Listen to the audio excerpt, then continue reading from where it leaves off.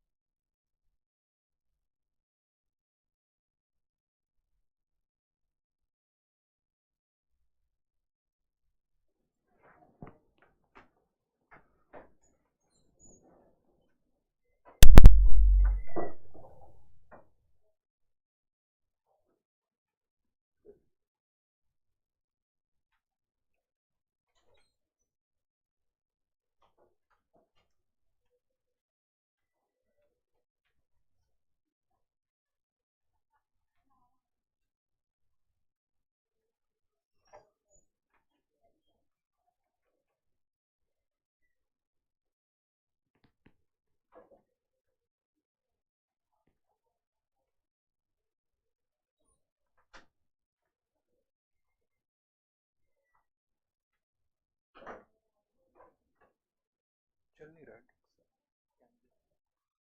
धीरे चल रहा है क्या क्या हुआ धीरे चल रहा है बहुत शायद ठीक है माइक नहीं नहीं ऑन है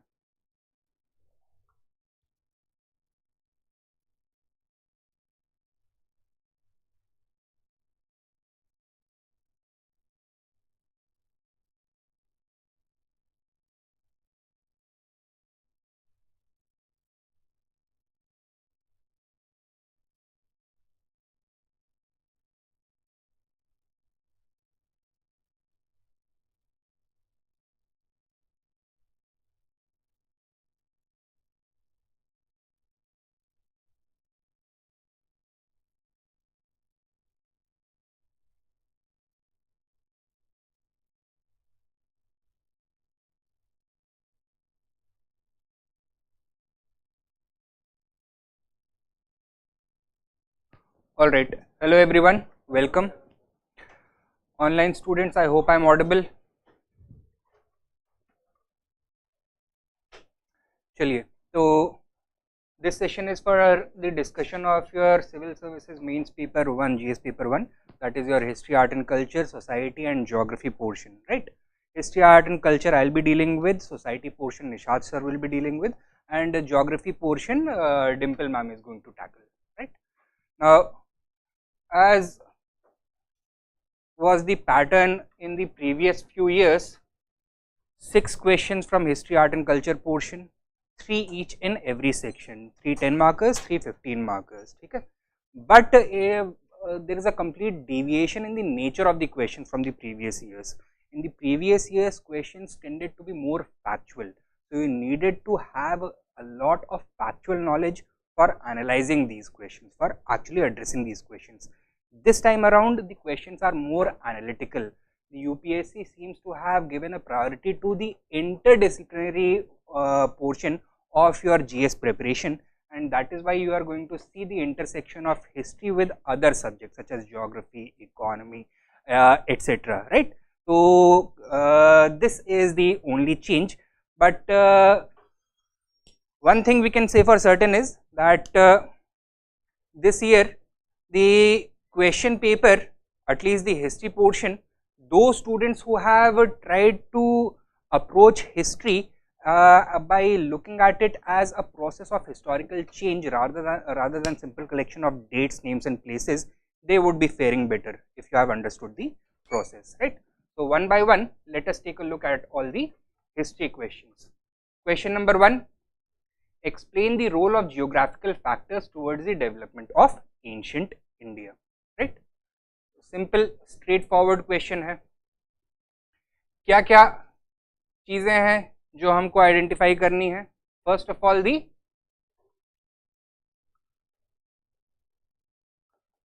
geographical factors which have shaped the development of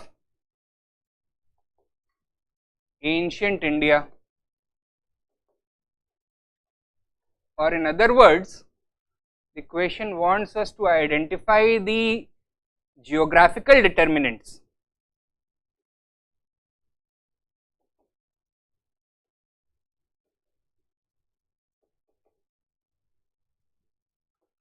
of historical development in ancient India.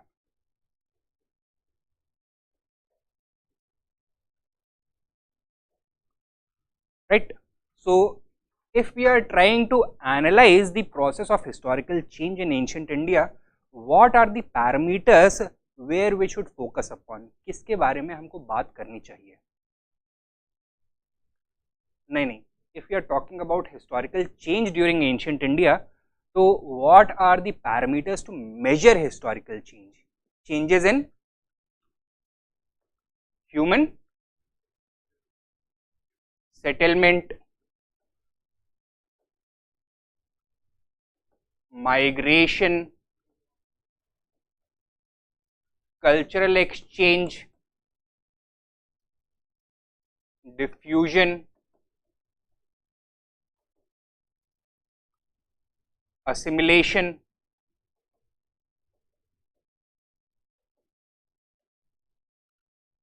invasions,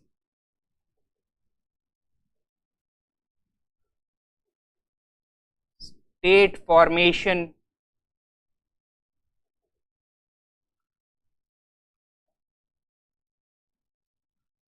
cultural specificity or diversity,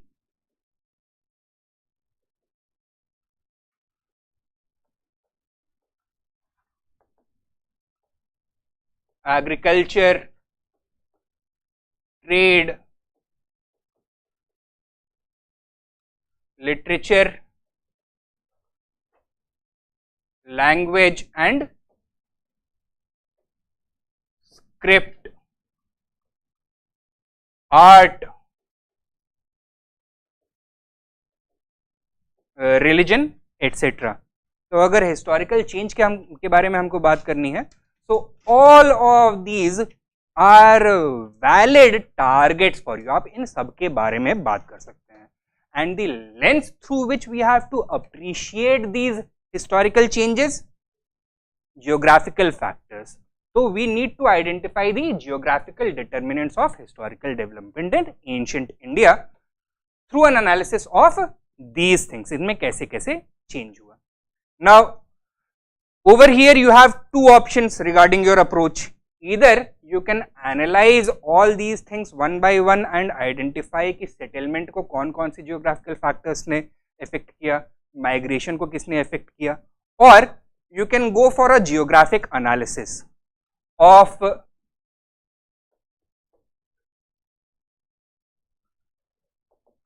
geographical features, regions and frontiers, and on the basis of that you can identify each geographical feature, region or barrier and then look at its impact as a whole on all of these things or a combination of these things. तो क्या करना चाहिए हमको 10 marks के question में? कौन सा वाला ऑप्शन चूज करना चाहिए? पहला वाला, सेकंड वाला? सेकंड वाला. क्यों? स्पेस नहीं है, टाइम नहीं है, इस वाली अप्रोच में बहुत ज्यादा टाइम लगने वाला है. ठीक है. सो while attempting the answers you should have this awareness कि आपको क्या अप्रोच लेना है. That is very very important. Otherwise you will lose your way in the very beginning and वहां पर opportunity नहीं होगी to correct your course. Right? Now, what are the geographical features, regions and frontiers जो आपके mind में चमकते हैं जब आप इंडिया का मैप इमेजिन करते हो, सब कॉन्टिनेंट का मैप इमेजिन करते हो? Himalayas,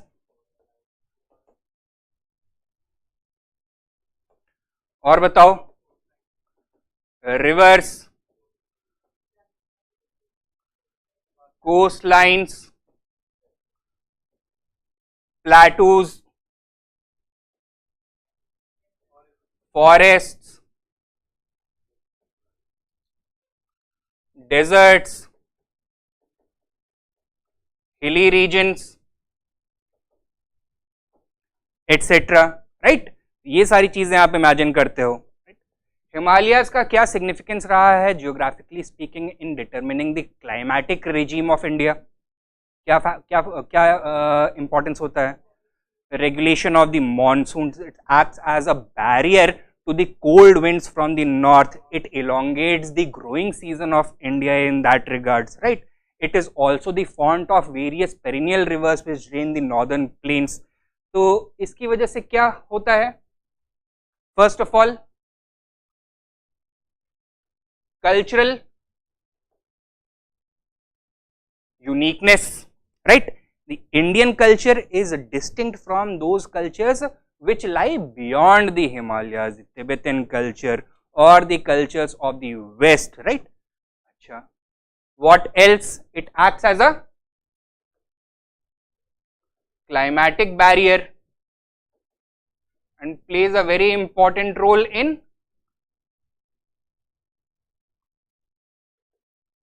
the high population of North India, the agricultural productivity of North India, and this results in providing the necessary ingredients for civilizational development, right?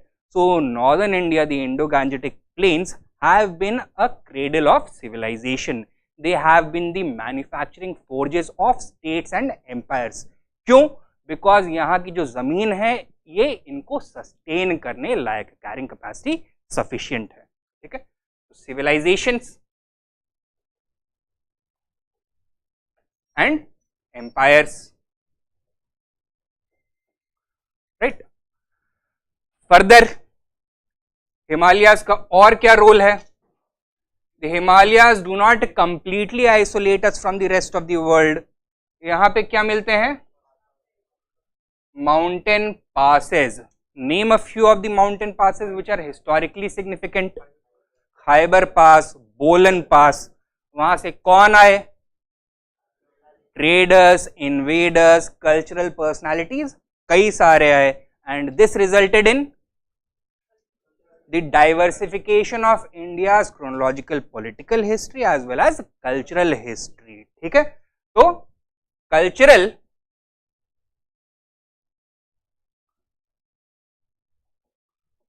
political and economic exchange etc. were facilitated through these passes. Importance of rivers, similarly, river valley civilizations. What else? Agriculture. What else? Settlement patterns को भी ये determine करती हैं. The riverine valleys tend to be more heavily populated than the areas which are outside the river valleys. What else? वही political factors कहाँ पे यही दिखते हैं ना कि in the river valleys large empires have a tendency to form because of the necessary geographic conditions being fulfilled, right? What else? Cultural significance, जैसे कि many of the rivers are considered holy themselves, right? They are considered sacred. Many of these rivers have been deified, right? So that is also one very important thing. What else? Do these rivers also, or can they also act as cultural barriers? करते हैं, right? For example, for the outsiders, the Indian civilization, उसको barrier कौन था हमेशा? The Indus River. Between the Aryan and the Dravidian civilization, the Narmada River, for example, right? So these rivers also act as cultural barriers. Not only rivers, but also plateaus, forests, deserts, and hilly regions also, ठीक है. Coast line क्या उसका impact है historical development में. Now the peninsular region of India is surrounded by the ocean on 3 sides. तो उसकी वजह से क्या इम्पैक्ट पड़ता है. The peninsular region of India is almost like an ocean towards the north, sorry, almost like an island towards the north. It is separated from the external sphere by the vast North Indian plains and the natural geographic border of the Himalayan mountains, right? So यहाँ पर will you find a great degree of cultural assimilation or a great degree of endemic cultural growth? Endemic cultural growth, indigenous culture यहाँ पे हमेशा ज़्यादा prominent रहेगा, right? That is one thing. But once again, was South India, was the peninsular portion of India completely isolated ever? No. The coastline of India is not straight, it is not smooth. कई सारे indentations हैं, giving natural harbors and ports, such as, can you name some? अरे ancient India के context में Bharuch, Tamralipti, Calicut, Puhar etcetera, Kanchipuram, right. और इनका क्या significance रहा है. Trade with not only the rest of India but the rest of the world also, south east Asia से भी और वेस्टर्न वर्ल्ड से भी, Arabian peninsula, the Persian gulf, then on to western Europe also, Roman empire. And this trade has been going on since the early Christian centuries, so well within the scope of ancient India, right? Acha, when people trade, do they only exchange goods? They also exchange ideas, personalities, religion, philosophies, etc., right? So this long coastline also acted as a conduit for cultural and philosophical exchange. एक दो examples जहां पे relevant हो वो आप लिख सकते हैं. बट ओवर हियर आपके पास मेन प्रॉब्लम क्या होगा, इंफॉर्मेशन बहुत ज्यादा है एंड स्पेस कम है, तो you will have to be selective over here, ठीक है. तो on the basis of your own practice and preparation you will have to make the judgement on the spot, क्या चीज यहाँ पे लिखनी चाहिए, क्या नहीं लिखनी चाहिए, ठीक. As far as the introduction and conclusion are concerned, कैसे कर सकते हैं इंट्रोड्यूस इसको. Go back to the question. Examine the role of geographical factors towards the development of ancient India. क्या बोल सकते हो. That almost all scholars unanimously agree that geography is a major determinant of historical change and it applies equally to the case of ancient India as well. ठीक है. Connect it to the rest of your answer. कैसे.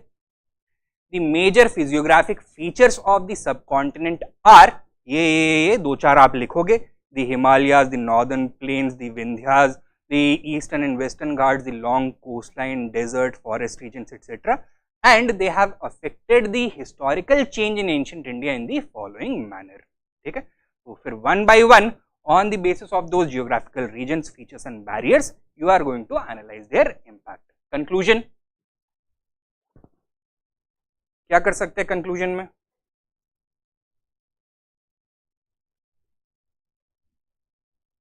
बताइए. अरे the Indian society that you have right now ये vacuum में emerge हो गया है क्या. नहीं, it is the legacy of our ancient roots and ancient roots have been determined by geography. So you can simply write the geography continues to have a profound impact not only on ancient historical development in the context of India, but also in shaping the current situation, both politically as well as socially and economically. Okay, that is it. Next question, number 2. What was the difference between Mahatma Gandhi and Rabindranath Tagore in their approach towards education and nationalism? Let us deal with this question.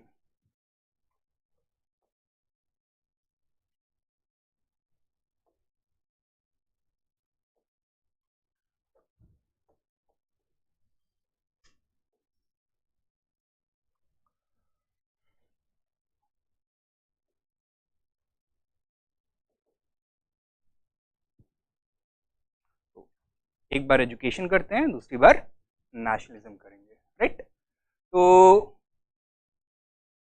How should we proceed, किस तरह से analysis करना चाहिए हमको। अब एक बात तो क्लियर है कि that you should employ a table for this kind of comparative analysis, क्योंकि इनमें ऑल्दो कई सिमिलैरिटीज हैं but you basically need to point out the differences in their thinking, differences in their approach. तो कैसे करोगे? नहीं, एजुकेशन नेशनलिज्म दो heads तो बनाओगे, विद इन एजुकेशन क्या क्या आपका अप्रोच क्या रहना चाहिए? Okay, so once again we should not be focusing only upon the features of their educational philosophy, rather we should also identify the differences in the objectives behind their philosophy of education, ठीक है। so when we are trying to identify the objectives,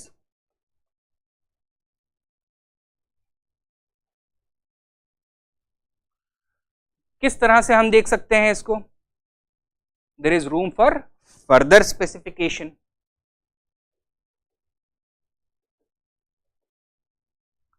Individual, social, economic and political objectives behind Gandhi's idea of education.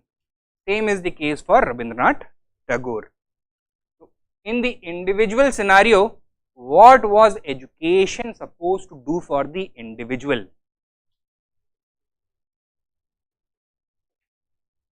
Moral upliftment,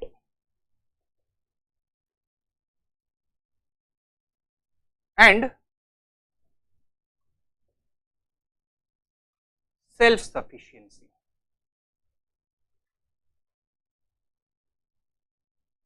Apart from this, impart the values of humanism and to encourage individuals to become active agents of social change or transformation.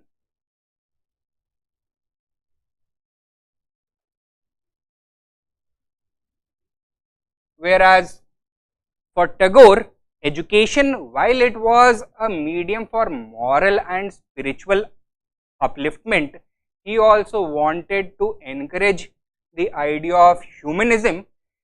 His idea was much more inward looking. ये self sufficiency और social transformation का medium नहीं बनाना चाहते थे टैगोर, ठीक है। So his idea was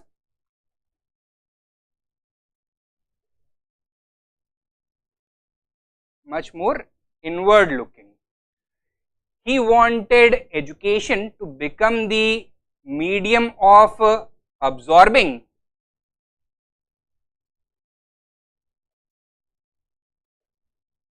ultimate knowledge,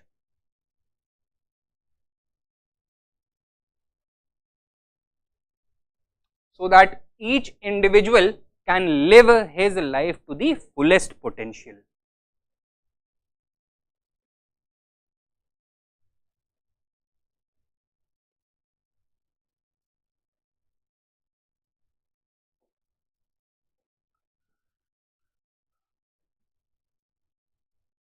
Socially, Mahatma Gandhi wanted education to become, yes, first of all to prepare the masses for social transformation,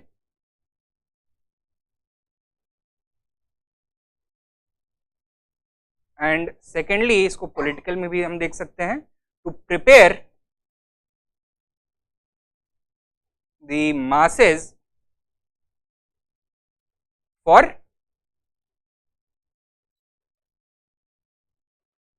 nationalist struggle, ठीक है। For Rabindranath Tagore कोई सोशल प्रोजेक्शन था उनके एजुकेशन का? नहीं. In fact, he had rejected the idea of nationalism. He did not want education to become a medium of social change. he wanted it to simply remain a medium of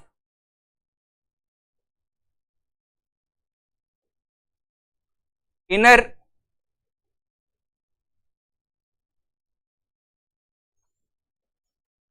spiritual development.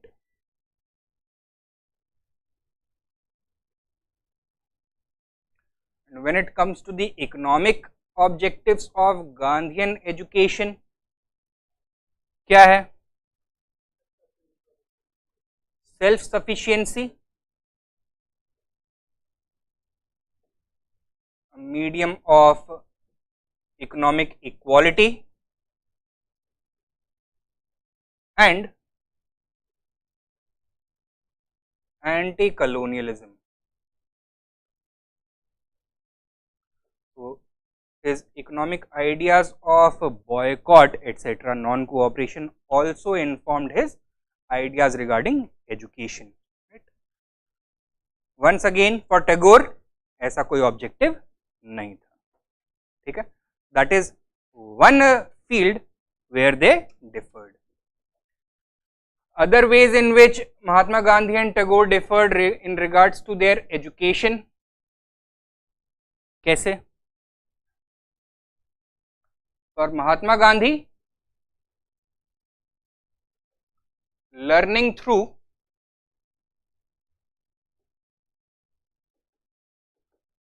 activity was the mantra for a good education, whereas Tagore wanted the children to have a holistic development in which the activity that the child engages in should not be centrally imposed, rather it should be the outcome, or the choice should be the outcome of a system of trial and error to determine where the exact genius of each individual child lies, right. So, it should be curiosity driven education.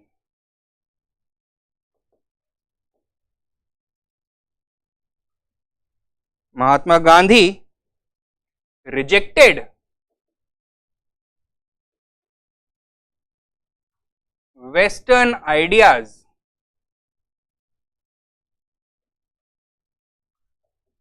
science and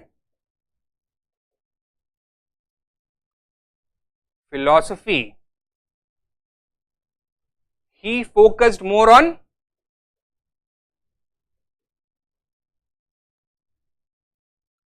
promotion of the indigenous culture and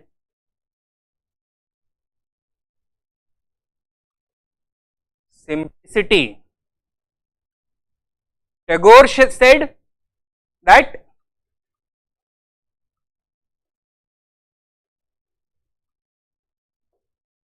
a good education is one which selectively takes both from the Western as well as Indian systems of education.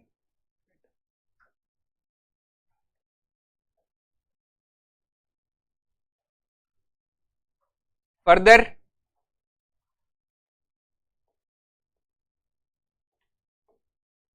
manual work and vocational training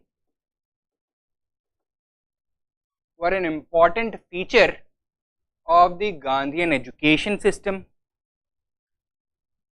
because his higher objective was to prepare Indians for self-sufficiency. He wanted at the same time to use education to remove the stigma that upper caste Indians had towards manual work. Once again, यहाँ पे टैगोर का कोई express idea नहीं था, right, that although he was not against manual work or vocational training as part of education, but he did not make any special attempts to promote it amongst his students. Further, as far as it came to education, Mahatma Gandhi believed that access to should be universal and that every individual should have access to the same standard of education as well. That means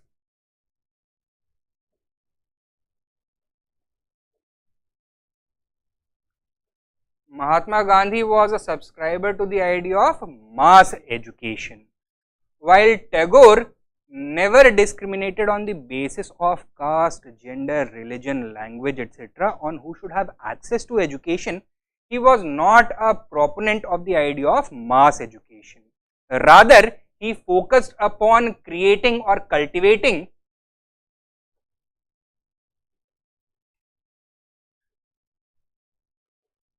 saints and prophets, right? So the education system should be such that it should be able to create saints and prophets in order to further the idea of humanism. Okay? That was the idea, that these people should once they have attained their or completed their education, they should go into the general population and they should take leadership and operate on the basis of the principles of humanism. Okay? So these are the differences in regards to their ideas of education. When it comes to nationalism,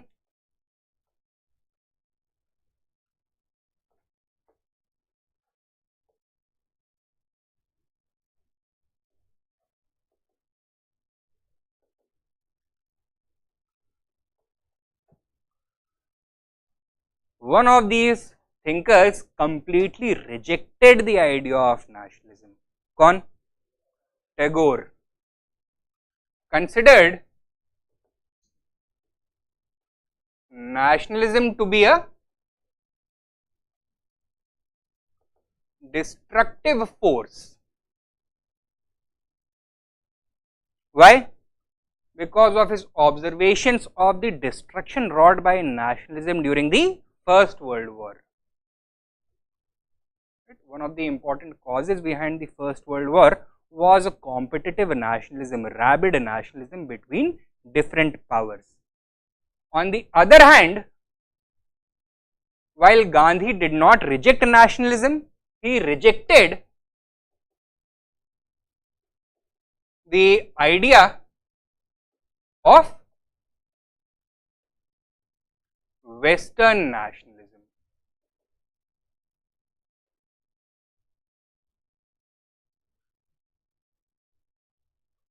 And he completely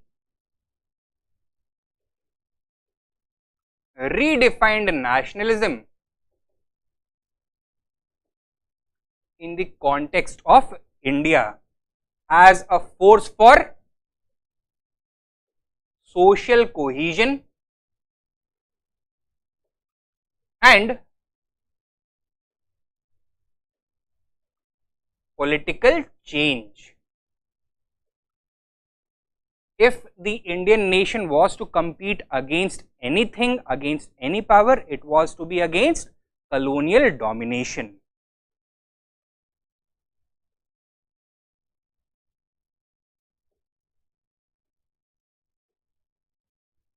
Okay? On the other hand, Tagore was a universalist. He firmly believed that all national boundaries are imaginary. They have been imposed by the power hungry who want to use their particular nation states in order to accumulate and maximize their own resources and consumption. However, Tagore was a subscriber of the idea of universalism. He believed that humanism, that means the primacy of the individual human being, should be the only basis for human interaction, and he advocated for the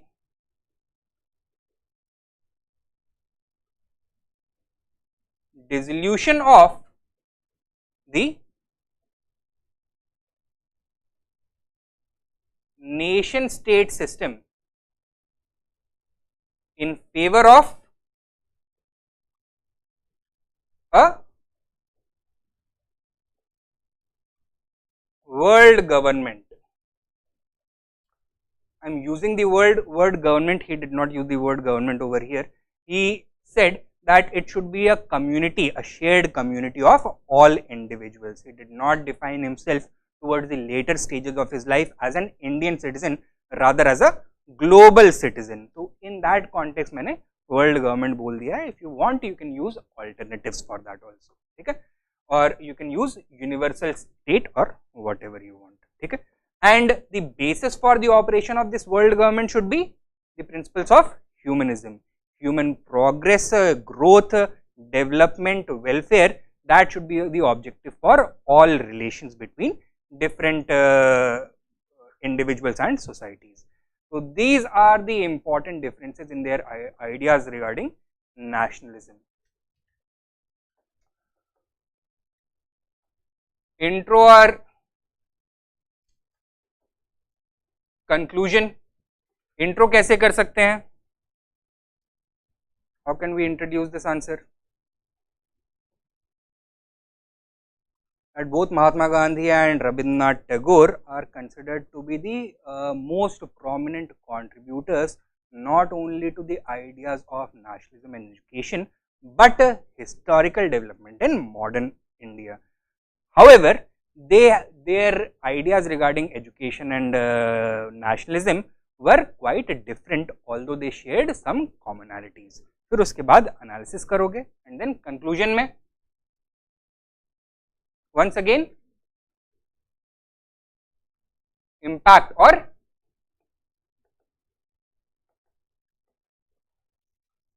significance. तो किस portion के ऊपर हमको focus करना चाहिए when we are talking about impact or significance? The idea of India as a nation, right? उसके ऊपर हम फोकस कर सकते हैं. That idea has been informed very heavily by the ideas of both Tagore as well as Mahatma Gandhi. How does India see itself in the world? क्या aspirations हैं India के? Does it want to be a world conqueror or world teacher? World teacher, विश्व गुरु बनना चाहता है. तो कहाँ से आते हैं ये आइडियाज? यहीं से आते हैं. After independence has India ever undertaken any aggressive war? नहीं, हमेशा डिफेंड किया है अपने आप को. ठीक है, तो you can talk about their impact after independence. That founding fathers में अगर हम इनका नाम नहीं लेते हैं then we are missing the genetic matter of India. ठीक है, philosophical genetic matter of India. That is the conclusion. Next question, let us see.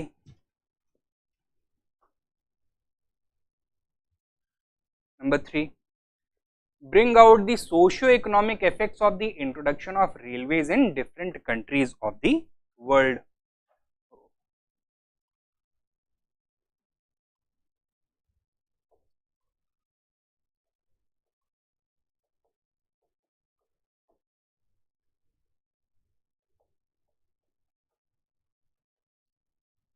Socio-economic effects of the introduction of railways in different countries of the world. That is what we need to bring out. In the introduction, how can we begin? कैसे start कर सकते हैं? Importance of infrastructure. अच्छा, और if you are talking about the modern world, क्या आप उसमें से रेलवेज को हटा सकते हो? नहीं हटा सकते हो, राइट? यस. तो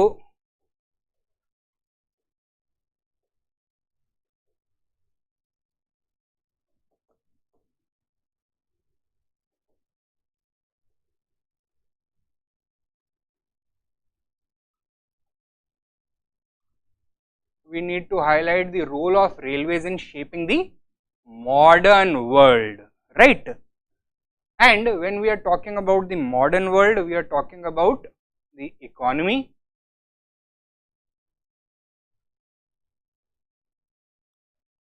society, polity, as well as culture. Introduction में तो आप ये सारे लिखोगे, बट आंसर में आपको किसके बारे में बात करनी है? Only the economy and society. This you do not have to talk about. ठीक है.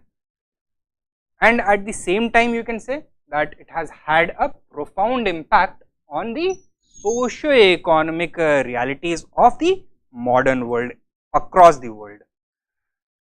So first of all, economic impact, then social impact. Economic impact and social impact of the railways, positive और negative, दोनों तरह के रहे हैं. पहले किसके बारे में बात करनी चाहिए? पहले पॉजिटिव के बारे में बात करेंगे and then negative. Positive economic impacts क्या? Generation of employment,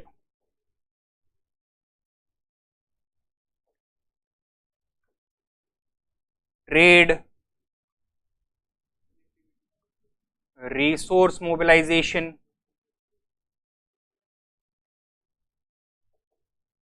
good.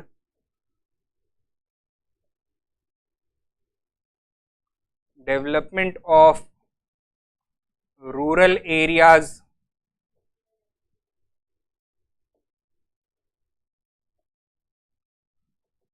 urbanization, what else? और कुछ? It is the lifeline of the industrial world, right? So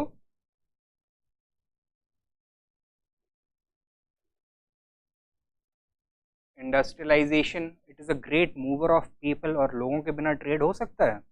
नहीं.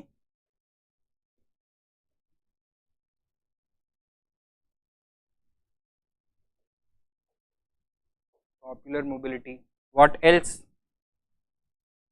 और कुछ? पॉजिटिव इकोनॉमिक इम्पैक्ट रेलवेज का?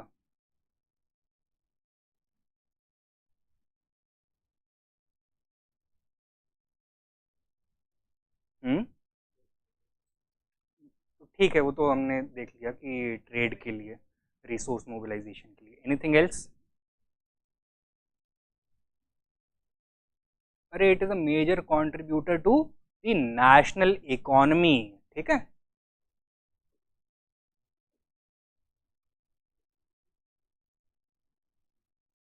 Not only by giving direct employment to a large number of people, but also by acting as a multiplying factor for various other sectors of economic growth, right? इन सब की बात कर सकते हैं हम, but केवल अगर ये बोल देंगे, ये 5-6 पॉइंट्स लिख के आ जाएंगे तो हमारा काम हो जाएगा? नहीं होगा. What do we need to do now?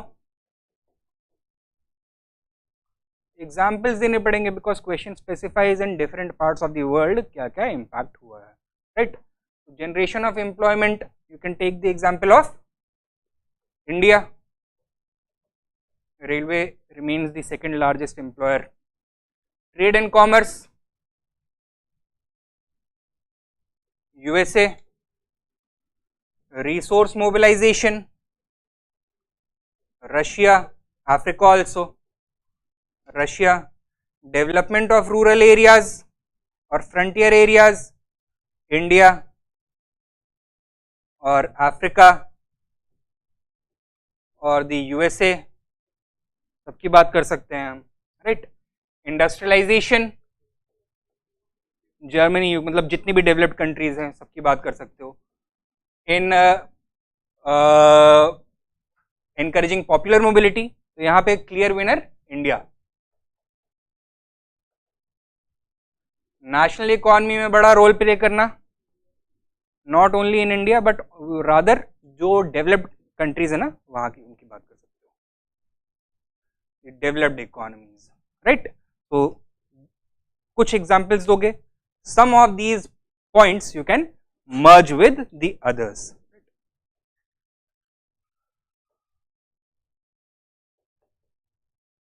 Society के ऊपर पॉजिटिव इंपैक्ट क्या? cultural assimilation. What else? It also emerged as a, you can say, an arena for popular discourse, popular interaction, where different groups interact with each other, right?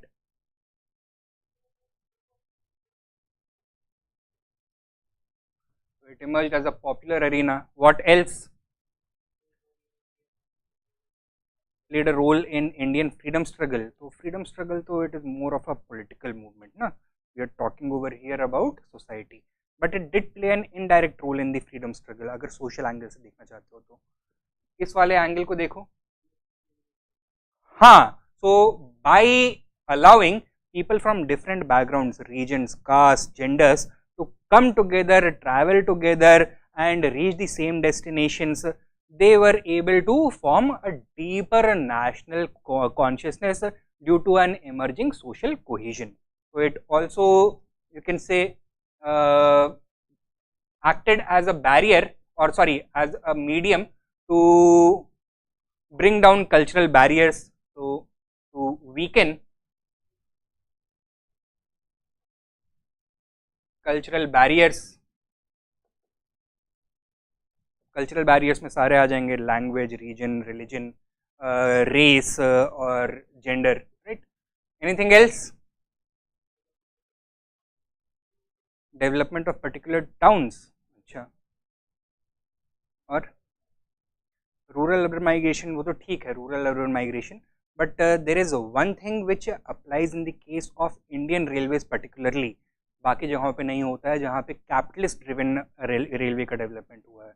India में especially after independence, there is one facet which has had a major impact on the society, positive impact. क्या? Provision of connectivity to remote areas, and उसकी वजह से what has become possible? Balanced regional growth, right?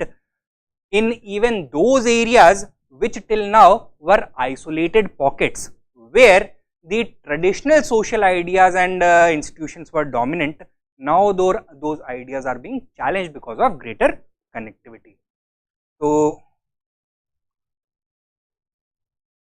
balanced regional social development, right? Example, assimilation का,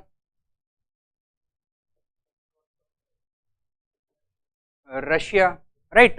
Very large landmass, many isolated pockets of populations, all of them connected for the first time in a reliable manner by the Trans-Siberian Railway. As a popular arena, a medium to weaken cultural barriers, most apt idea is India. Most apt example is India. For encouraging balanced regional social development, India as well as the USA, right? In the early history of the USA, the country was very limited in its scope, right? It was only in the eastern seaboard. Westward expansion was facilitated primarily by the railways, and as the country continued to expand westwards, the railways kept on following, और उसकी वजह से social integration took place at a much more faster pace, right? So these are some of the positive outcomes. Negatives, okay. Environmental damage. Negatives में सबसे पहले क्या इसको mention करना चाहिए? नहीं. Especially in the case of India, railways were introduced for the first time by the British. So colonial exploitation,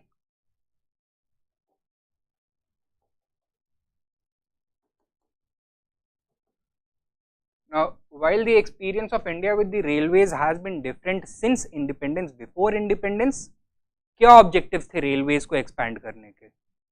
Capitalist growth, right?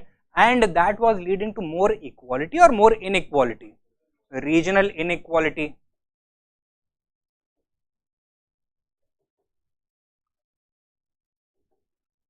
बाकी जगहों पे भी यही है। Anything else? Railways are linear infrastructure works, right. अब एक जगह से शुरू हुआ है, दूसरी जगह तक पहुंचना है तो कई सारे रीजन से जाना पड़ेगा। तो in that scenario many communities and regions which are sensitive may be affected, either economically or socially or ecologically sensitive regions may be affected, right? So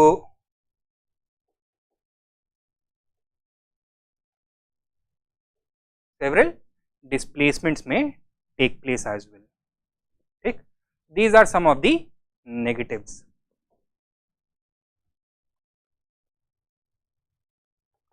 Conclusion किस नोट पे कर सकते हैं?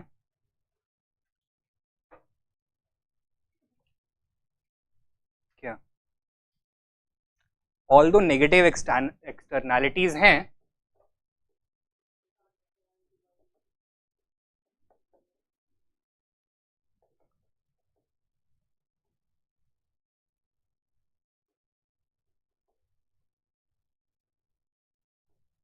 negative externalities cannot be ignored, but still the railways have a major positive impact, and this is also reflected in the current pattern. क्या हो रहा है? Railway का डेवलपमेंट डिसेलरेट हो रहा है और is it accelerating? It is accelerating.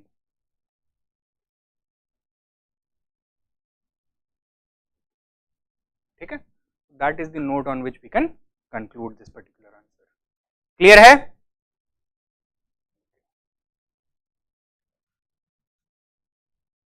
Next question number 11, what are the main features of Vedic society and religion? Do you think some of the features are still prevailing in Indian society?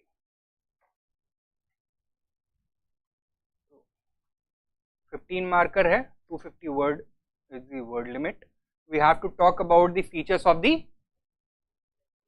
Vedic religion and society. This is the first demand of the question. Second demand of the question है continuity को identify करना, whether some of these features are still visible. ठीक है, तो Vedic religion and society introduction,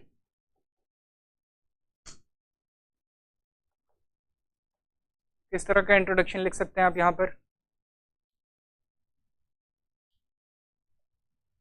you can contextualize it chronologically, right. तो दो ages, early Vedic age, later Vedic age, time periods, the sources available to study these periods etcetera, ये introduction में आप छोटे सा बता सकते हैं। Then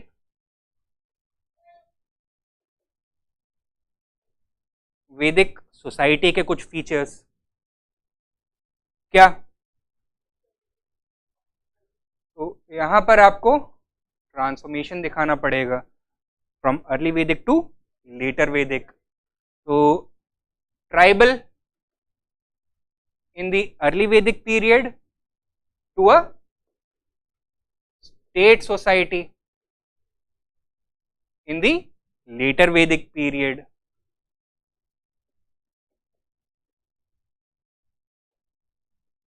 Egalitarian to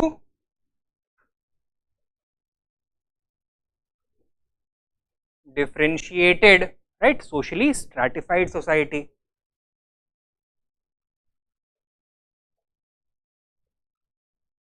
Nomadic pastoral society to agrarian settled society, ठीक है।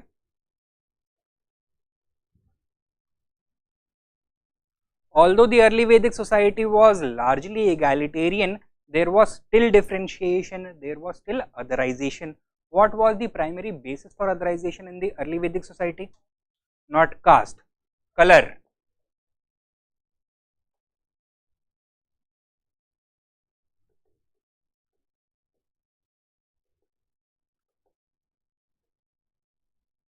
By the later Vedic period, Varna had become the main medium for social differentiation.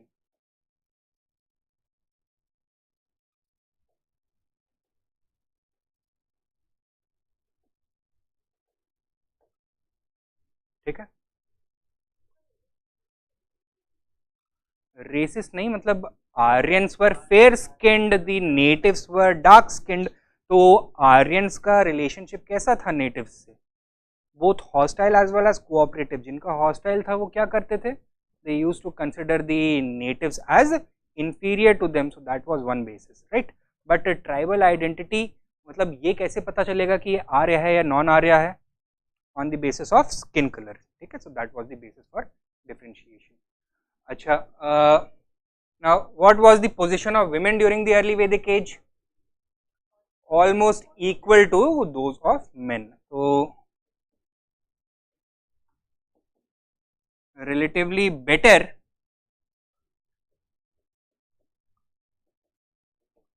position of women. Later Vedic age में relative decline in the position of women, right? कुछ idea दे सकते हो कैसे relatively better या फिर relatively decline हुआ? हाँ, तो through various ceremonies, access to education, participation in religious rituals etcetera, ये सब का एक्सेस अब खत्म होने लग गया। तो educational disabilities, religious disabilities were now being imposed. Some controls regarding marriage were also being put in place, such as Varna endogamy. Then 8 different kinds of marriages were mentioned in the Chandogya Upanishad, for example, right? वो सब चीजें mention कर सकते हैं आप यहाँ पर। अच्छा, were Varnas present at any point of time during the early Vedic age or not? Right towards the very end of the early Vedic age, 3 Varnas emerged: Brahmin, Kshatriya and Vaishya. By the later Vedic age, 4 Varnas system had crystallized. During the early Vedic period, Varna, what was it? Was it an ascribed status or was it an attained status? Attained status. But during later Vedic age, Varna was ascribed or assigned at birth, ठीक है। So Varna was based on birth, earlier it was not. During the earlier period, Varna mobility, the ability of an individual to change his Varna status, था या नहीं था? था। During the later Vedic age,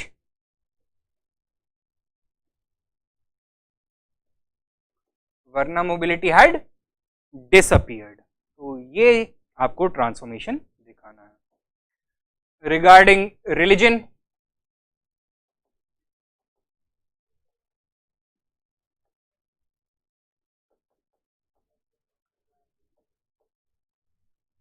yes, the early Vedic religion was largely materialistic. During the later Vedic age, it started to transform towards a spiritual faith.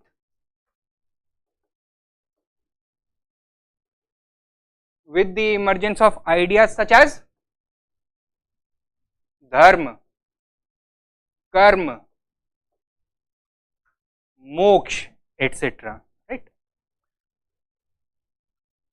In the early Vedic age, what was the main medium for worship? chanting of mantras and performance of yajnas. This remained the case even in the later Vedic age, but in this field कोई change देखने के लिए मिला क्या? Who had the agency to perform these ceremonies during the early Vedic age? Individuals के पास हक था, खुद से भी कर सकते हैं private sacrifices, private chanting of mantras in their own households.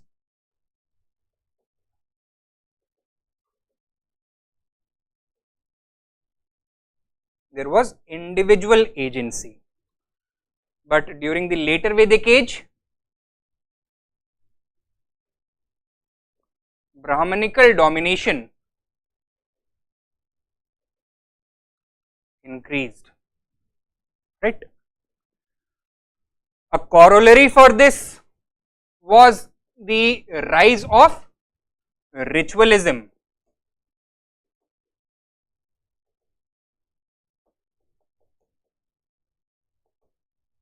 Excessive ritualism, which was a feature of later Vedic age, was not present during the early Vedic age. In fact, the entire length of a human life was supposed to be regulated through 16 rituals known as the 16 sanskars. ठीक है? What else?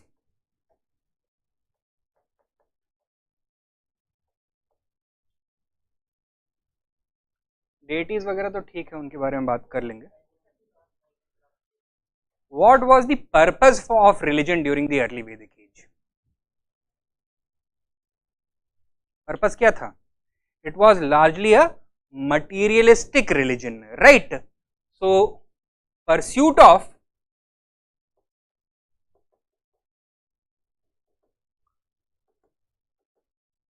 individual materialistic goals was the idea. Later Vedic age में did the role of the religion remain the same or did it expand और roles आ गए?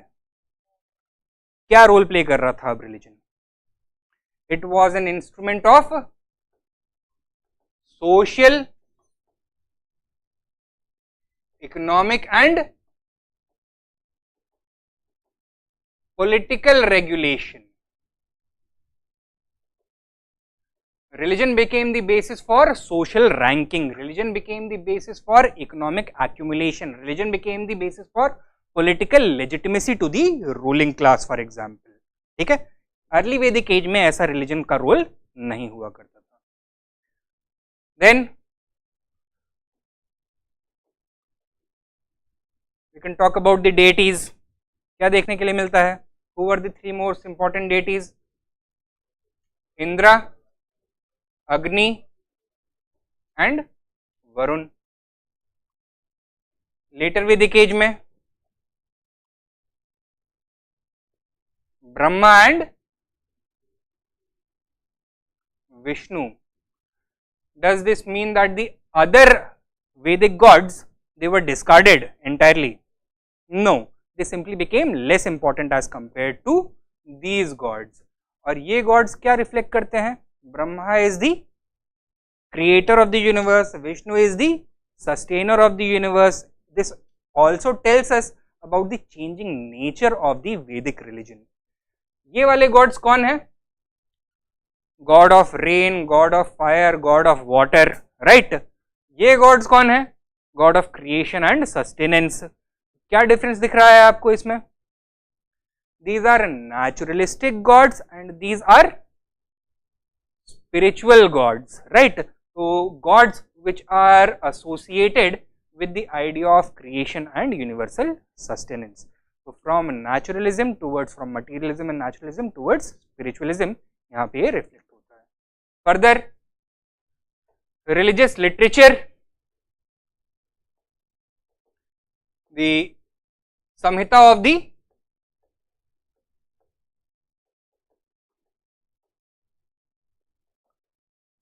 Rigveda only, और यहाँ पर the other Vedas,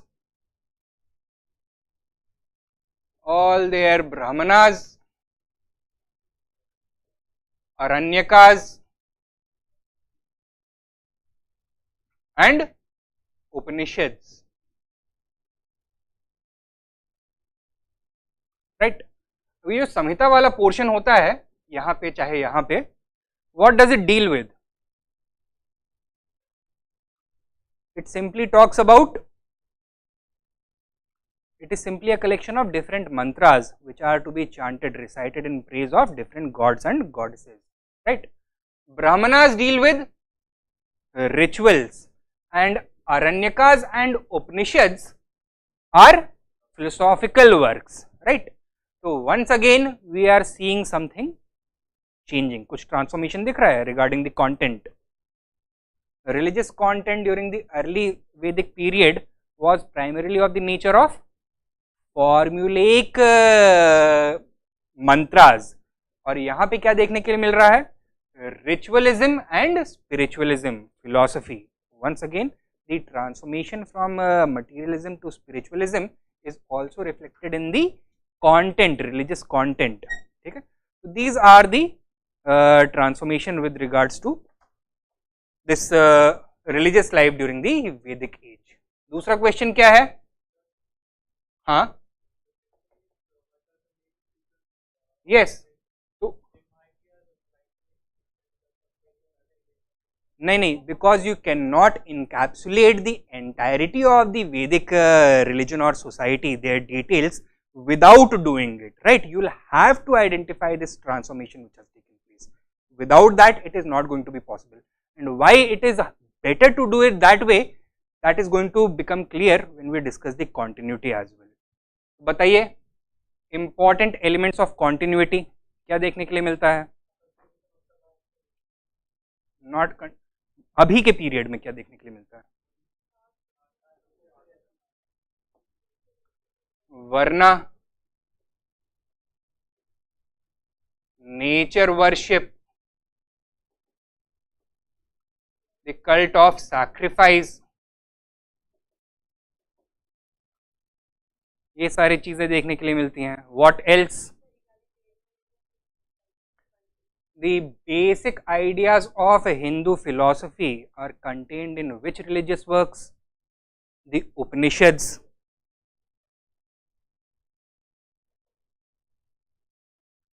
Upanishadic thought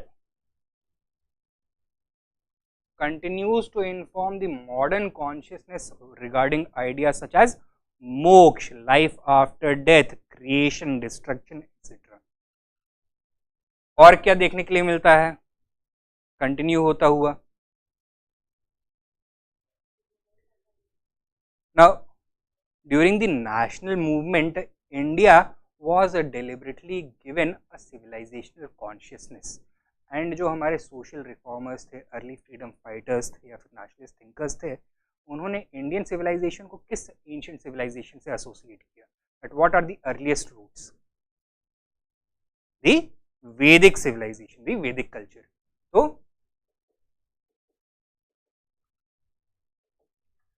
civilizational awareness.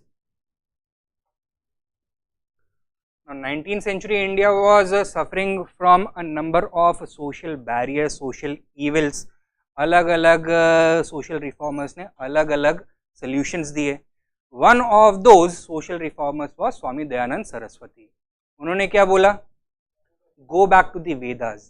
कौन से Vedas? Later Vedas or early Veda? Rig Veda, right?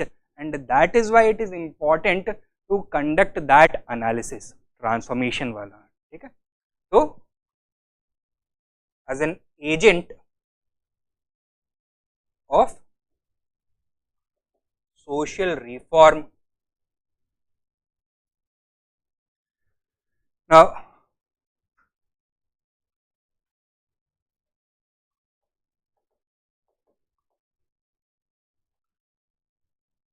civil law deals with which subjects? Marriage, inheritance, adoption etcetera, इन सब चीज़ों से डील करता है, right? the earliest modern writing of civil law in India was undertaken at the behest of the British during the 18th century, late 18th century. And what did they base their readings upon, or what did they base their laws upon? Upon works such as the Manusmriti. Manusmriti itself is a commentary upon existing works, many of the Vedic works. Okay, so यहाँ पे भी Vedic roots मिल जाते हैं. What else? The same gods and goddesses.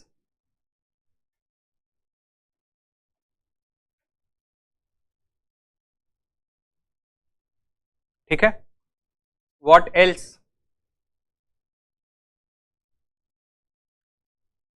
Vedic civilization or Vedic culture as a whole, was it inward looking or was it eagerly assimilating with other cultures?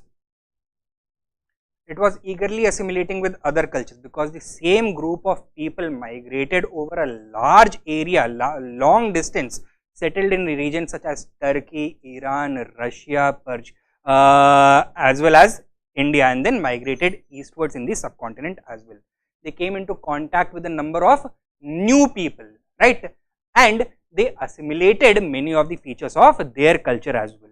So the legacy of Indian assimilative tendencies is also a result of the ancient Vedic roots. Okay? So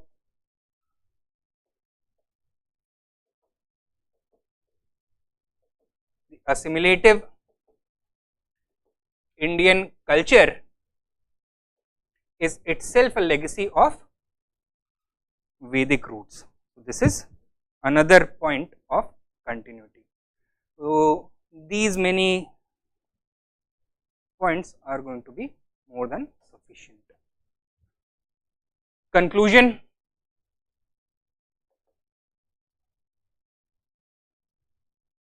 किस point पे आप conclude कर सकते हो, किस note पर? क्या? That based on the description above, modern India continues to be heavily influenced by the Vedic culture. ठीक है? But at the same time, it is not a mirror image of the Vedic culture. There have been a number of historical,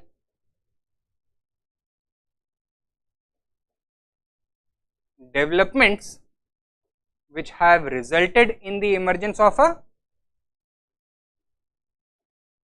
unique Indian culture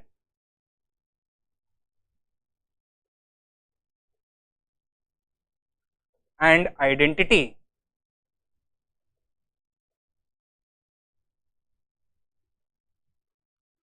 that is characterized by its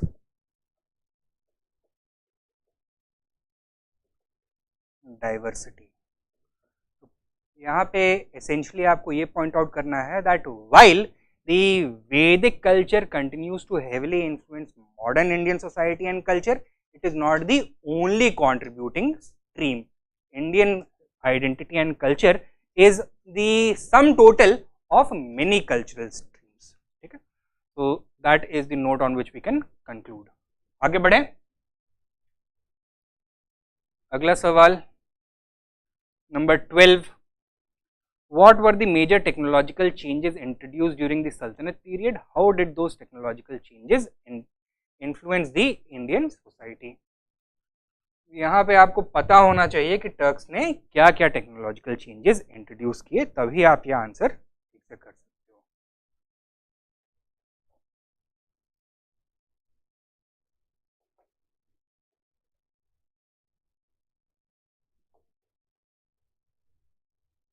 अच्छा, impact किसके ऊपर पूछ रहा है?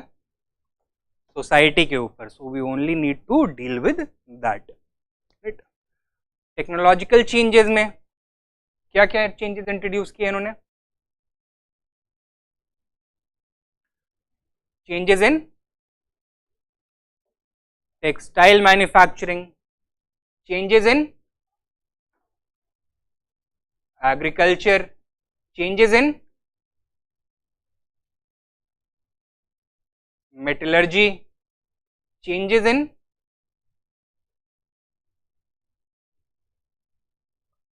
construction, changes in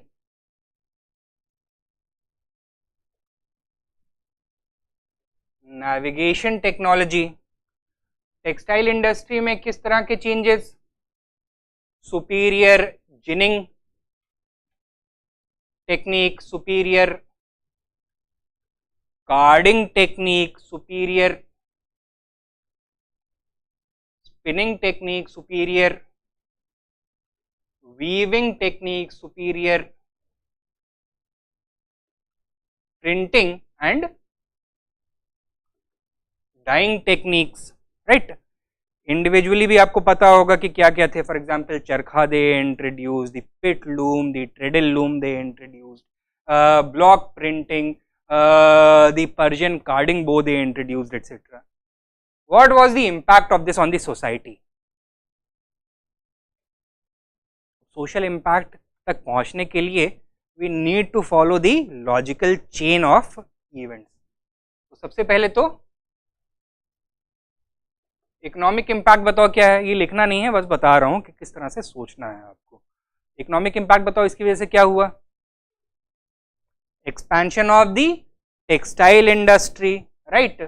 because of that trade and commerce also flourished, because of that the demand for Indian textiles in both cities as well as foreign lands increased. So अब ये it will continue to grow. Social impact क्या हुआ? Emergence of a number of new groups associated with crafts production and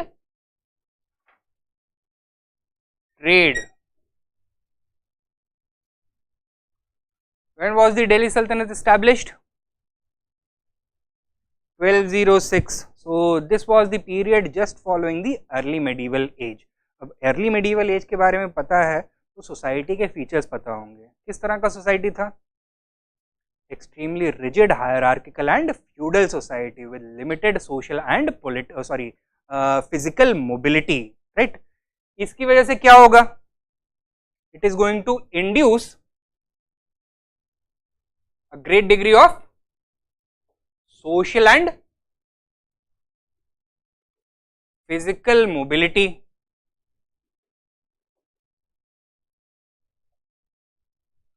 right? Because of this, what is going to happen? देखो, social conflict अब बढ़ेगा या घटेगा? बढ़ेगा, because those groups which till now were considered inferior, they are now going to struggle for social upliftment. Those groups which earlier considered themselves as superior, they are going to try and resist this change. अब दोनों अपने अपने ideas को support करने के लिए नए movement start करेंगे, right. And this is going to take the shape of bhakti. The pro working and trade groups movements, nirguna bhakti. The pro upper caste movements, Shagun Bhakti primarily.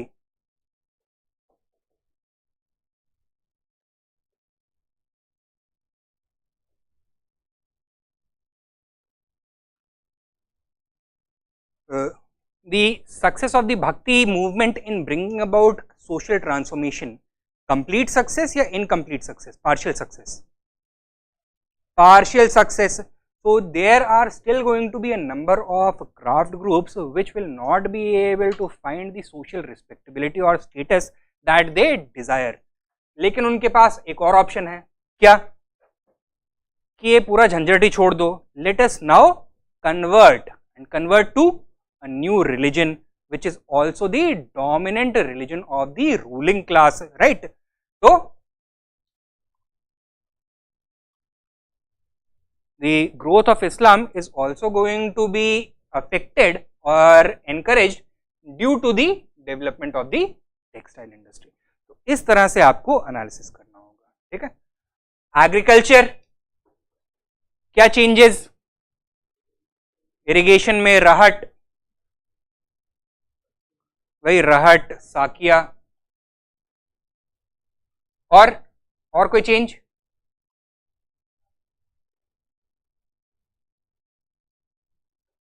Grafting, और कुछ?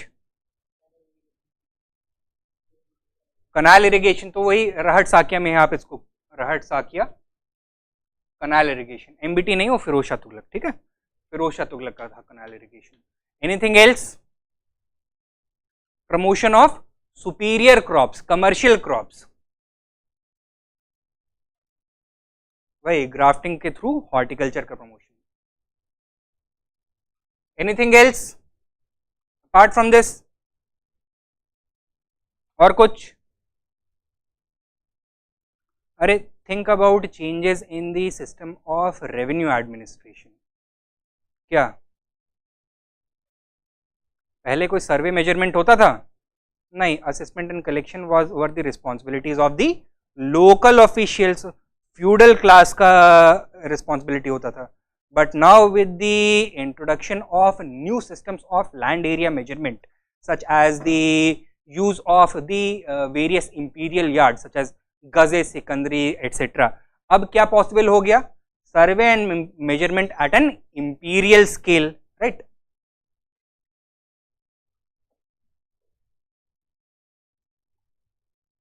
सर्वे एंड मेजरमेंट ऑफ लैंड, इसकी वजह से social impact क्या होगा?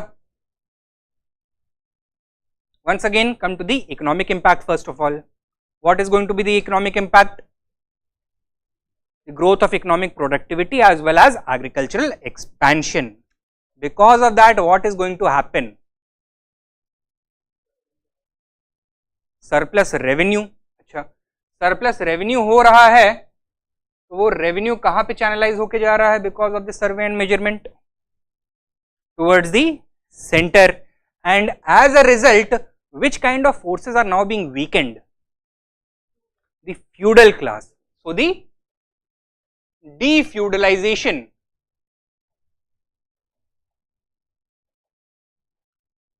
of the society would take place, right? Now this defeudalization of the society is going to be encouraged by another factor. What is that? Because of increasing agricultural productivity, agriculture is going to become less labor intensive. More people are going to be able to pursue other crafts, right? So growth of secondary economic activities is also going to contribute towards defeudalization. So growth of crafts and trade groups.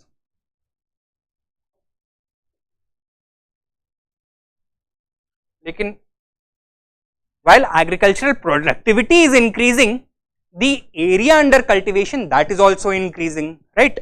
Therefore Jin areas में अभी तक labour की जरूरत नहीं थी वहां पे labour की जरूरत पड़ने लग जाएगी, right? Now the carrying capacity of every area is finite, चाहे जितनी भी उसकी प्रोडक्टिविटी हो या ना हो, ठीक है?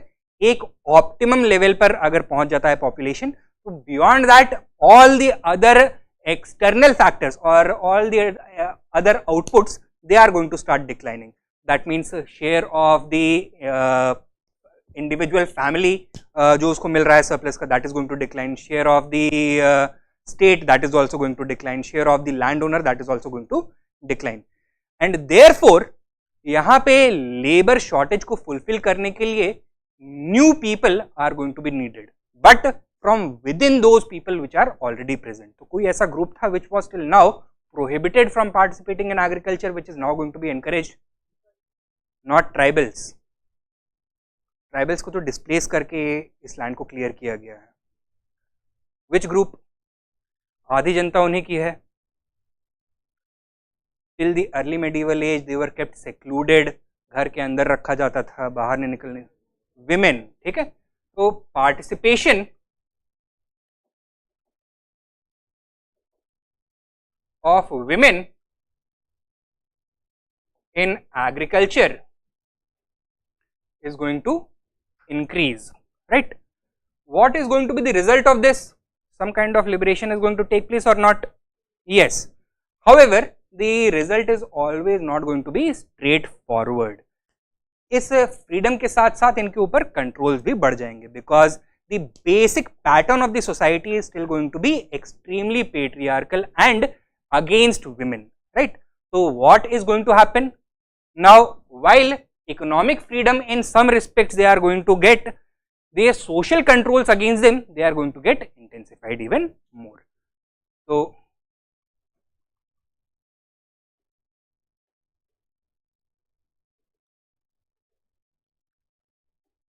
economic controls, economic freedom, but increasing social restriction.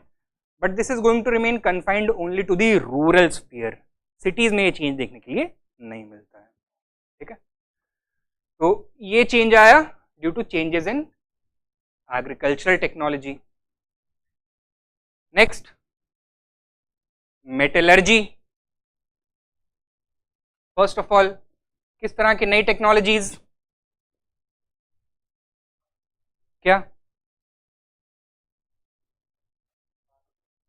Gold plating, to the process of electrolysis etc. ये समझ में आया. Better mining equipment and techniques which allowed for deeper mining. Technology to produce or to construct better metal foundries. What was the result of all this? The output and quality of metals improved, right? तो अब ज़्यादा metal available है तो उसका क्या फ़ायदा होगा? That means more agricultural implements. Agriculture is going to expand as well as grow. More weapons, both defensive and offensive weapons, right? What is going to be the result of these changes? एक तो the groups which are directly involved in mining or metallurgy, they are going to rise.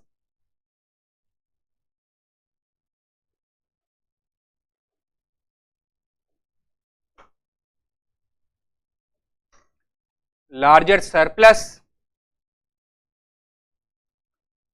is going to lead to more trade. Trade is going to lead to urbanization and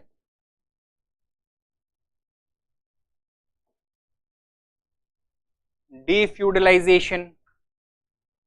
Availability of better quality weapons is going to lead to political centralization.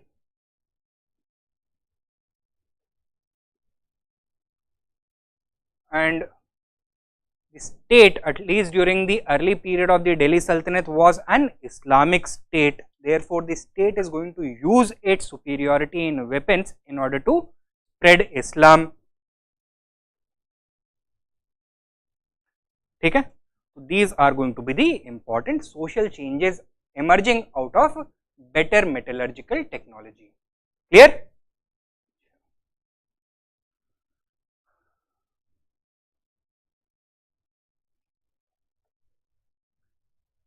Construction technology में क्या देखने के लिए मिलता है हमें? Use of the arch and dome, use of lime mortar etcetera, right? फायदा क्या होगा इसका और what is going to be the social impact? New kinds of buildings are going to be constructed, both religious and secular buildings.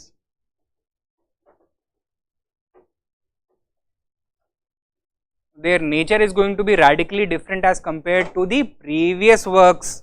Religion में किस तरह की religious buildings? Islamic buildings. And even in the secular buildings earlier जो किले बनते थे was everybody allowed to enter or were they exclusive? Exclusive. Primarily कौन रहता था यहाँ पर? The upper varnas, Brahmins and Kshatriyas. But secular buildings gave higher public access,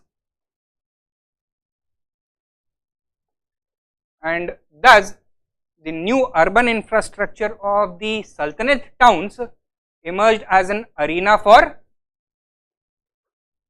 social mobility or better social mobility. ठीक है. Further, these kinds of buildings also reflected the ruling ideology. कोई example दे सकते हो? Some imperial monument which is simply a monument to power, उसका और कोई role नहीं है. Qutub Minar for example.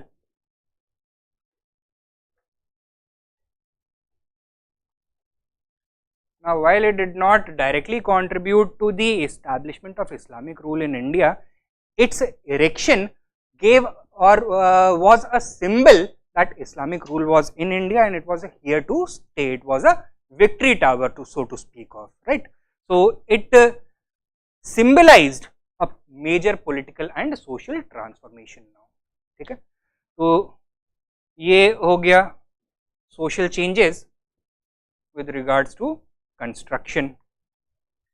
Navigation, क्या सीखे थे टर्क्स अरबियों से और चाइनीज से? They learnt about the Qutubnama, the magnetic compass.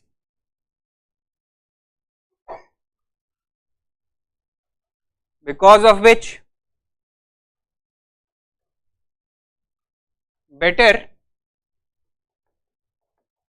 maritime navigation became possible, and as a result of this better maritime navigation, क्या encourage हुआ? India's contact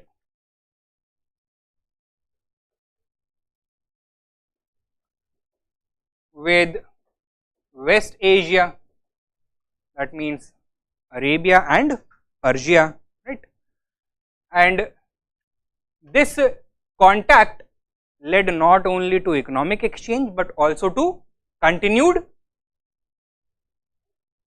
cultural exchange. ठीक है. अब टेक्नोलॉजिकल चेंजेस में आप एक और फॉर एग्जांपल मेंशन कर सकते हो. Technology of manufacturing paper was introduced. What was the social impact of this?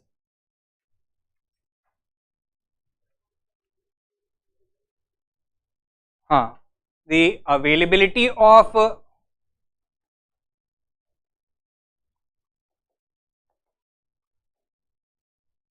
books increased. Did this have any impact on literacy? Was conducive to higher literacy. Did it have any effect on administration? Availability of paper with the administrative officials led to record keeping or made record keeping more common, right. India में there were particular groups, castes which were associated with record keeping. तो खाते वगैरह कौन maintain करते थे? New cast से merged, such as the कायस्थास. तो contribution of paper was having a direct role in the process of caste proliferation in India, for example, right. Further, as paper or the technology for manufacturing paper spread from Delhi to different regions, it became locally available as well. So earlier what used to be done was that existing books were simply being copied from Persian, being copied and distributed. With the emergence of regional manufacturing centers for paper, what is going to happen? Indigenous, first of all, translation is going to take place, and after that, indigenous languages are also going to be given the same kind of treatment. Okay? So, the development of regional languages and literature was promoted as a result of this new paper technology. Clear? So, these are the social effects of technological changes.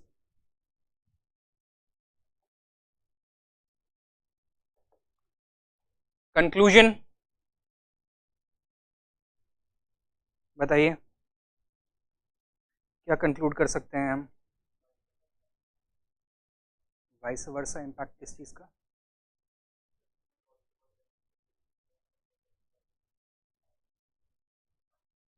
नहीं, I don't think that would be very appropriate. तो यहाँ पे आपको क्या करना है, you simply have to bring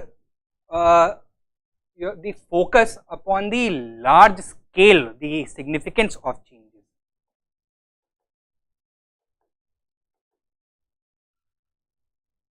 And क्या significance था? That these technological changes became the foundation for large scale social transformation,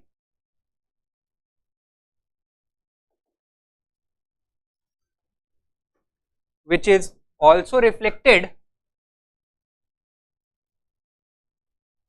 in the in our own historical awareness. तो इसके पहले वाले पीरियड को हम क्या बोलते हैं? The early medieval age, and इस पीरियड को मेडिवल एज.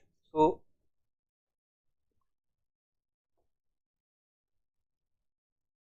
हिस्टोरिकल चेंज को आइडेंटिफाई करने के लिए some socio economic and political parameters use किए जाते हैं, and the technological changes brought about the significant changes in the socio-economic and political parameters to justify a change in the periodization of Indian history from ancient to medieval, और वो इस period में होता है. ठीक है. So that is one note on which we can identify. Obviously, alternatives भी हैं इसके. Next question, number 13. How did the colonial rule affect the tribals in India, and what was the tribal response to the colonial oppression?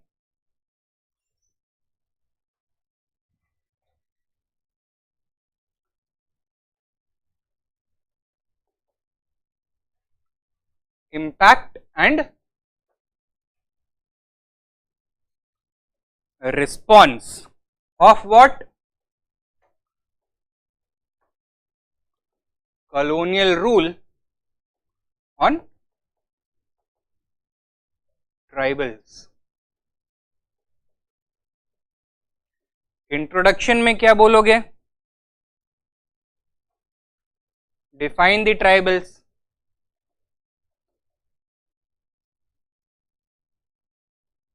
क्या?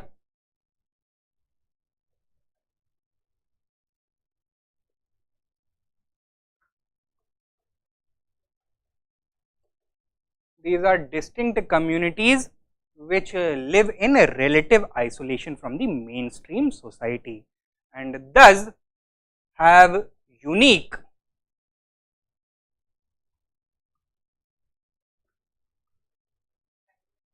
language, timeline नहीं, language, customs, religion and identity. ठीक है. यहाँ पे देखो ये रिलेटिव आइसोलेशन है. Colonial history है तो 18 सेंचुरी के बाद का ही होगा, उससे पहले का नहीं है. So no need to waste words regarding that. अच्छा, now in the main body किस तरह से शुरू करना चाहिए? There relative isolation was suddenly shattered by what? Expansion of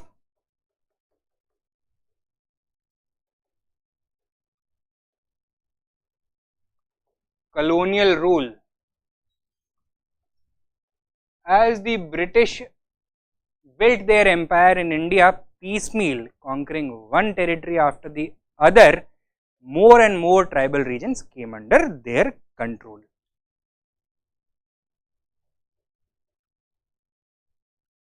impact क्या देखने के लिए मिलेगा? इकोनॉमिकली, सोशली, पॉलिटिकली, बताओ. वंस अगेन यहां पर हमको करना होगा एक analysis before and after. Before British rule, major economic activities, shifting agriculture,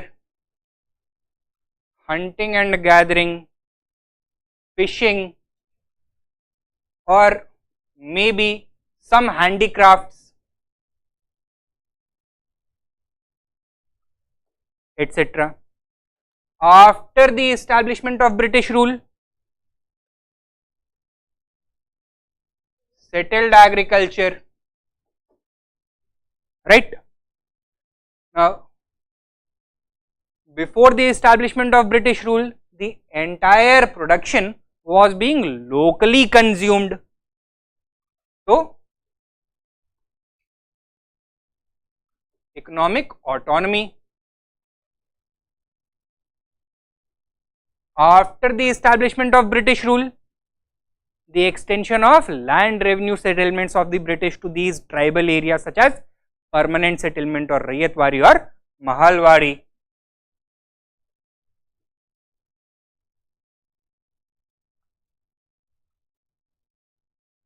And within these land revenue arrangements, what was the position occupied by the tribals? Were they in the position of land owners or were they in the position of landless cultivators? Landless cultivators.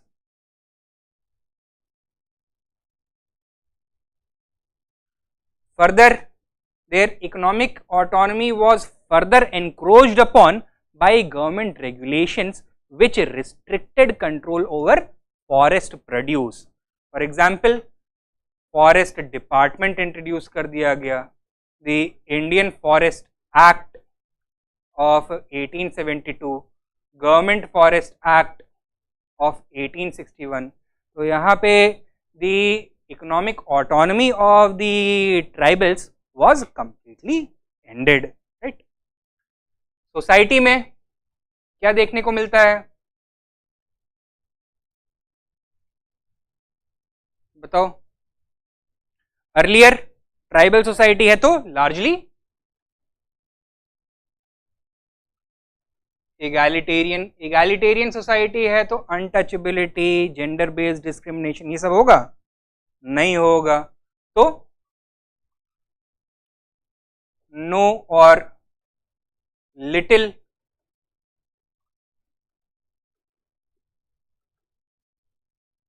discrimination. Then further, the society was regulated with what kind of rules? Their own rules or rules of outsiders? Own rules.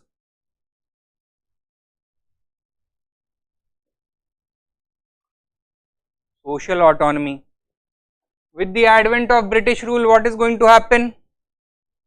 The tribal religion, language and culture, their society is all going to come under attack, as they need to be incorporated into the mainstream agrarian society.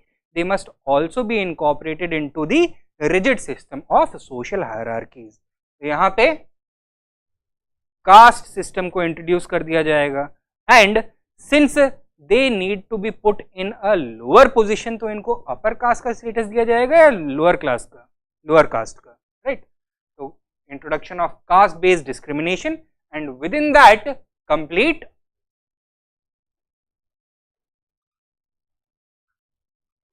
marginalization is going to take place, right? And is this process going to be voluntary or forced? Forced, तो ऊपर से impose किया गया है. Further,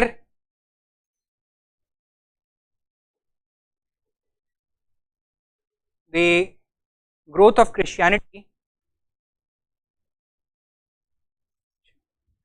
is also going to erode the social autonomy, right? Polity में क्या देखने के लिए मिलेगा? अर्लियर आइसोलेशन में है तो complete political autonomy and later introduction of British laws, British courts and British law and order, that is British police. And इनका रियल ऑब्जेक्टिव क्या है? Is it to uphold justice और to maximize revenue? Maximize revenue. So it is always going to be oriented in favour of और against tribals, against tribals. All these are going to emerge as systems of tribal exploitation. So socially, economically, politically, tribals were far worse off as compared to earlier. Natural response क्या होगा? Resistance. अब ये resistance क्या form लेंगे? Revolts. Nature of these revolts, national or regional, violent or non-violent, successful or unsuccessful, unsuccessful largely. ठीक है? Why? ऐसा क्यों? First of all, because the British did not incorporate all these tribal areas into their empire all at once. एक एक करके किया तो एक एक करके सारी tribal communities को problems हुई. तो once they came under British occupation, they revolted. Violent why? Because this was in keeping with the tradition of tribal resistance. So tribals settled this course with other tribes through violence, warfare, tribal warfare. यहाँ पे भी same idea. And unsuccessful क्यों? Because they were not prepared to withstand the entire might of the British Empire. That is why most of them were unsuccessful. However, during the 20th century, with the spread of national awareness in the tribal areas, they became part of the mainstream national movement as well and participated in various movements such as the civil disobedience movement. Before that, Bardoli Satyagraha, etc. Right? तो 19th और 20th centuries के जो tribal movements थे उनके features में काफी difference था. अच्छा, you need to give a few examples. Can you cite a few examples? Munda rebellion, Santhal rebellion, etc., Coal rebellion. Now, conclusion. क्या?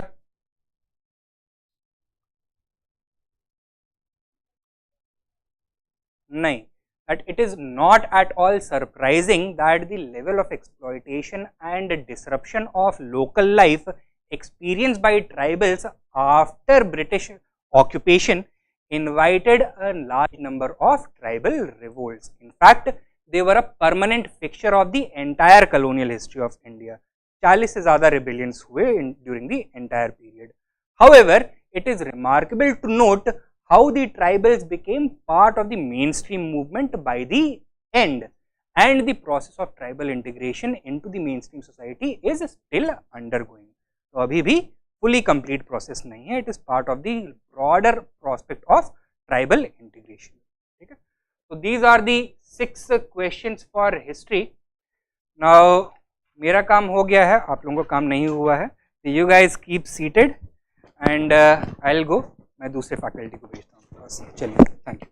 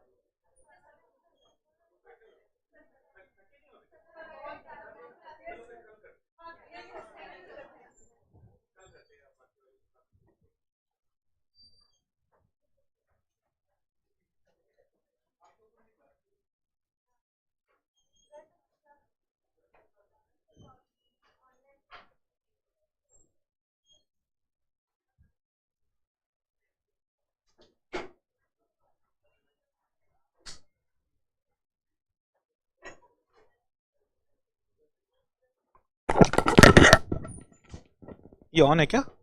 अच्छा, hello friends, we will be continuing with this paper 1 discussion tomorrow. आज ये session थोड़ा बड़ा हो गया history का, तो tomorrow will be doing society and geography वाला सेक्शन. ओके, तो for today this was the live session. Thank you very much.